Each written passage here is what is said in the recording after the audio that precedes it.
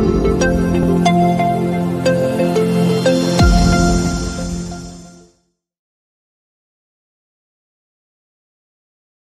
Friends, welcome to SPR media work. Rayadurgam assembly నియోజకవర్గం అనంతపురం జిల్లా హిందూపూర్ లోక్సభ నియోజకవర్గంలోని 7 అసెంబ్లీ సెగ్మెంట్లలో ఒకటి. ఈ నియోజకవర్గం 1951లో ఏర్పాటైంది. 2019 నాటికి ఈ నియోజకవర్గంలో మొత్తం 2,49,553 మంది ఓటర్లు ఉన్నారు.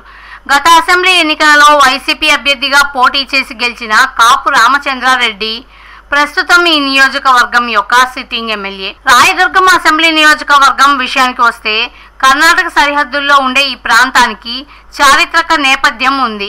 విజయనగర రాజుల పాలనా వైభవానికి, రాజసానికి చిహ్నంగా నిలిచింది.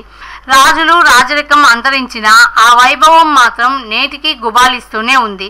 ఈ క్రమంలో గత ఎన్నికల ఫలితాలని ఒకసారి విశ్లేషిద్దాం. 2009 ఎన్నికలలో కాంగ్రెస్ అభ్యర్థి కాపు రామచంద్రారెడ్డి, టీడీపీ అభ్యర్థి మెట్టు గోవిందరెడ్డి మరియు పీఆర్పీ అభ్యర్థి బోసల మనోహర్లపై పోటీ చేసి 14,091 ఓట్ల మెజార్టీతో గెలుపొందారు. 2014 ఎన్నికలలో టీడీపీ అభ్యర్థి కాలవ శ్రీనివాసులు, వైసీపీ అభ్యర్థి కాపు రామచంద్రారెడ్డిపై పోటీ చేసి 1,827 ఓట్ల మెజార్టీతో గెలుపొందారు. 2019 ఎన్నికలలో వైసీపీ అభ్యర్థి కాపు రామచంద్రారెడ్డి మరియు టీడీపీ అభ్యర్థి కాలవ శ్రీనివాసులపై పోటీ చేసి 14,049 ఓట్ల మెజార్టీతో గెలుపొందారు.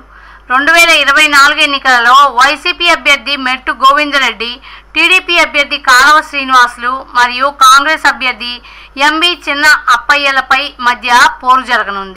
ప్రజాస్వామ్యం వర్ధిల్లాలన్నా, మన జీవితాలు తలరాతలు మారాలన్నా అది కేవలం ఒక్క ఓటుతోనే సాధ్యం. మనం వేసే ఓటు మన భవిష్యత్తును, రాబోయే తరాల మనుగడను నిర్ణయిస్తుంది. అంతేకాదు, మన ఓటుతోనే నవ సమాజం నిర్మితమవుతుంది, ఇంకా దేశ దిశ దశను మారుస్తుంది. ఓటు అనే 2 అక్షరాల పదం దేశ చరిత్రనే మార్చేస్తుంది. కేంద్ర ప్రభుత్వం జనవరి 25ను జాతీయ ఓటర్ల దినోత్సవంగా ప్రకటించింది. కుల, మత, ప్రాంత, లింగ, జాతి, భాష అనే భేదం లేకుండా దేశంలో నివసించే 18 సంవత్సరాలు నిండిన పౌరులు అందరికీ భారత రాజ్యాంగం ఆర్టికల్ 326 ద్వారా ఓటు హక్కును కల్పిస్తుంది. ప్రజాస్వామ్యాన్ని గౌరవించాల్సిన బాధ్యత ప్రతి పౌరుడిపై ఉంది. ప్రజాస్వామ్యానికి ఓటే పునాది. దేశ, రాష్ట్ర భవిష్యత్తును నిర్ణయించేది ఈ ఓటే. అలాంటి ఈ ఓటును డబ్బుకు, మద్యానికి అమ్ముకోకుండా భారత ప్రజాస్వామ్య పరిరక్షణ కోసం ప్రతి ఒక్కరూ